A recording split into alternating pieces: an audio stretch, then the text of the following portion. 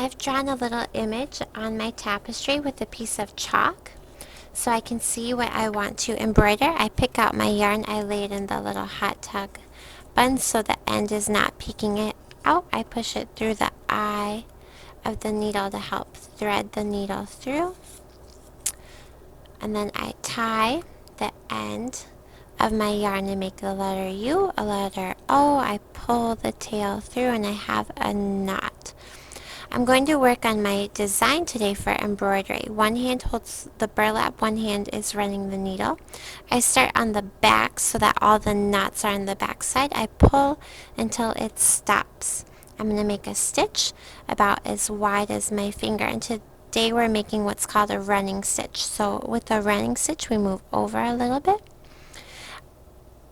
And then, actually, we're making backstitch. Last week we made running stitch. Today we're doing backstitch, so we go backwards. And this backstitch is going to create a solid filled in line. So I move over a little bit, poke it through, and then I move it backwards, about as thick, as wide as my nail. So this is called a backstitch. It makes more of a solid line than our running stitch from last time.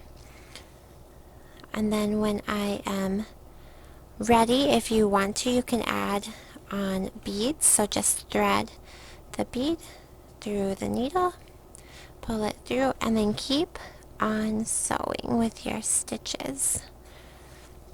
So this is called a back stitch, and I'm following that contoured line that I made with the chalk.